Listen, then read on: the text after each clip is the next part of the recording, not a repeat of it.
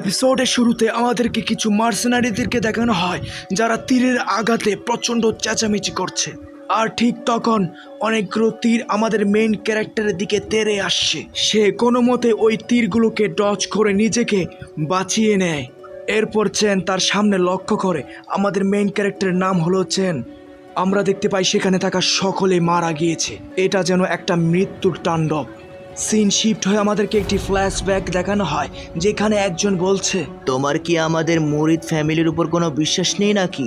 একটা মিশন এসেছে, একটা গুহাতে যাবে, সেখানে গিয়ে একটা পাথরকে খুঁজবে এবং তার তথ্য নিয়ে আসবে। এই সব কিছু আমাদের মেন ক্যারেক্টার চ্যানকে বলা হচ্ছিল।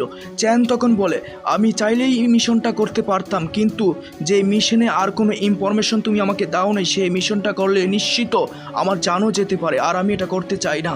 এরপর সেই লোকটি চ্যানের সামনে অনেকগুলো গোল্ড কয়েন রেখে দেয়। সিন শিফট হয়ে আমাদেরকে আবার প্রেজেন্ট টাইম দেখানো হয়। চ্যাং এই সব কিছু ভাবছে এবং সে বলছে সেই গোল্ড কয়েন্টের কারণে আজ আমি এই মিশনটা নিতে বাধ্য হয়েছি, কিন্তু এই হারামি লোকগুলো। এরপর আমাদেরকে আরো একজন মার্সেনারিকে দেখানো হয় যে তীরের আঘাতে প্রচন্ড চেঁচামেচি করছে, তার অবস্থা মোটেই ভালো নয়। এরপর সে সামনের দিকে তাকিয়ে হঠাৎ করে অনেক অবাক হয়ে যায়। আমরা দেখতে পাই চ্যাং সে নিজেও পর্যন্ত প্রচন্ড অবাক হয়ে যায়।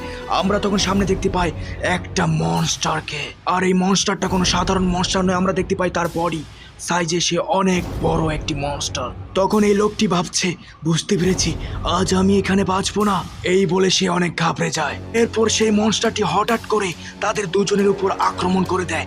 মনস্টারের এই শক্তিশালী আক্রমণটা এতটাই ভয়ঙ্কর ছিল যে সেইখানে একটা হোল হয়ে যায় এবং সেই হোলের মধ্যে আমাদের মেইন ক্যারেক্টার চ্যাং সেখানে পড়ে যায়। চ্যাং সেখানে পড়তে পড়তে বলছে, আমি মরতে চাই না।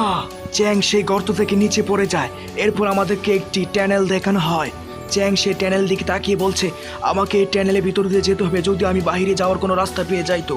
এরপর চ্যাং সে ট্যানেলের ভিতর দিয়ে চলে আসে। চ্যাং এরপর অবশেষে সেই ট্যানেল থেকে বাইরে চলে আসে এবং সে সামনের দিকে তাকিয়ে প্রচণ্ড অবাক হয়ে যায়। আমাদেরকে সামনে দেখানো হয় সেইখানে একটি অনেক বড় স্টোন রাখা রয়েছে, আর এটি হলো সেই স্টোন যে স্টোনের কারণে চ্যাংকে এই মিশনটা দেওয়া হয়েছিল। চ্যাং তখন এই স্টোনটাকে দেখে অনেক খুশি হয়ে যায় এবং সে বলে, অবশেষে ফাইনালি আমি এই স্টোনটা পেয়ে গিয়েছি। চ্যাং তখন তার পকেট থেকে একটি পেপার বের করে এবং সে তার জামার ভিতরে খুঁজতে থাকে। সে কলমকে খুঁজে পাচ্ছে না, যার ফলে সে তার আঙুলকে তার দাঁত দিয়ে কেটে দেয় এবং রক্ত বের করে ফেলে। পাথরের গায়ে থাকা সেই ইনফরমেশন চ্যাং তার রক্তের মাধ্যমে সে পেপারের মধ্যে লিখতে থাকে অ্যান্ড অবশেষে তার এই লেখাটা কমপ্লিট হয়ে যায়। চ্যাং সে পাথরের কাছে গিয়ে ভাবতে থাকে, আমি প্রায় অনেক ভাষা পারি, কিন্তু এই পাথরের গায়ে অনেক রকম ভাষা রয়েছে যা আমি বুঝতে পারিনি, কিন্তু তারপরও আমি পেপারে লিখে নিয়েছি। এই বলে চ্যাং সেই স্টোনের গায়ে হাত রেখে দেয় এবং তার কাটা আঙুল থেকে ব্লাড বের হয়ে সেই স্টোনের গায়ে লেগে যায়, যার ফলে সেই স্টোন থেকে একটি আওয়াজ চ্যাংয়ের মাইন্ডের মধ্যে গিয়ে বলে যে এবার সিস্টেম অ্যাক্টিভেট হতে যাচ্ছে। এই আওয়াজটা শুনে চ্যাং অনেক ঘাবড়ে যায় এবং সে পাথর থেকে দূরে চলে আসে। চ্যাং তখন ভাবে নিশ্চয়ই এটা আবার কোনো ট্র্যাপ হতে পারে, যার ফলে সে খঞ্জন নিয়ে রেডি হয়ে যায় সেই ট্র্যাপটাকে আটকানোর জন্য।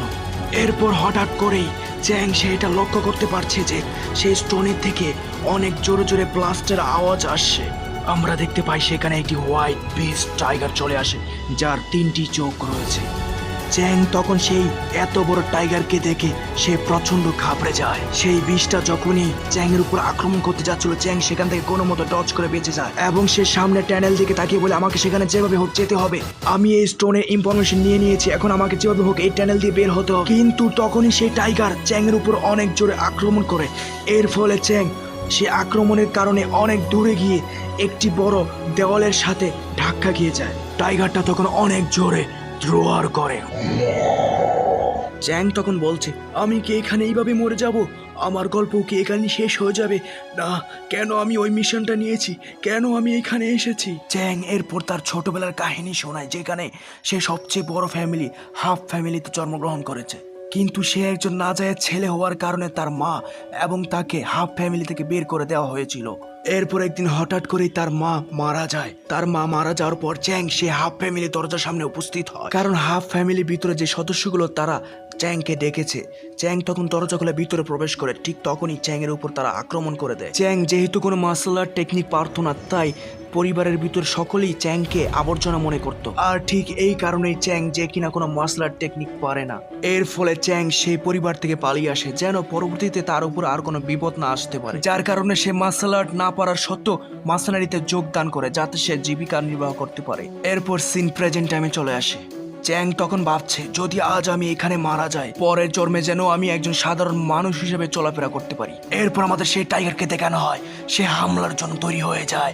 এরপর হঠাৎ করে আমরা দেখতে পাই সিস্টেম থেকে তাকে বলা হয়েছে ইউজার রেজিস্ট্রেশন কমপ্লিট হয়ে গিয়েছে। এর ফলে আমরা দেখতে পারি চ্যাং যে কিনা পানির ভিতরে ডুবে যাচ্ছে। আমাদের এমনই মনে হচ্ছিল যে চ্যাং হয়তো আজ এখানেই মারা যাবে, কিন্তু যেহেতু আমাদের মেইন ক্যারেক্টার সে কিভাবে মরতে পারে। এরপর হঠাৎ করে চ্যাং সে তার চোখ খুলে ফেলে। আমি কি এখন জীবিত আছি নাকি আমি মরে গেছি, কিন্তু আমি এটা কোথায় আছি? এরপর আমরা দেখতে পাই চ্যাং একটি বিরাট সুন্দর ঝর্ণার পাশে বসে আছে।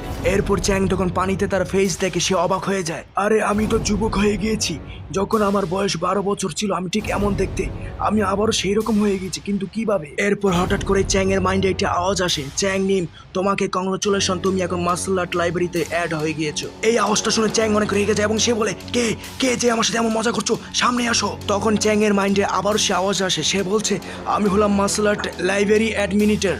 চ্যাং এর পর মনে মনে বলে কি মার্শাল আর্ট লাইব্রেরি অ্যাডমিনিটর? যে মার্শাল আর্ট লাইব্রেরি কিভাবে কথা বলতে পারে? নিশ্চয়ই এ কোনো মার্শাল আর্ট মাস্টার যার নাম মার্শাল আর্ট লাইব্রেরি। এরপর চ্যাং এর মাইন্ডে আবার আওয়াজ আসে এবং সে আওয়াজটা তাকে বলে না তুমি ভুল ভাবছো। এটা শুনে চ্যাং অনেক অবাক হয়ে যায় এবং চ্যাং আবারও তার মনে মনে বলে এটা কেমন মার্শাল আর্ট যে কিনা তার মনের কথা বলতে পারে? এটা কিভাবে সম্ভব? কিভাবে সে সামনে জনের মনের কথা বলতে পারে? এরপর হঠাৎ করে চ্যাং এটা লক্ষ্য করে তার পিছনে অনেক ব্লু এনার্জি রিলিজ হতে থাকে।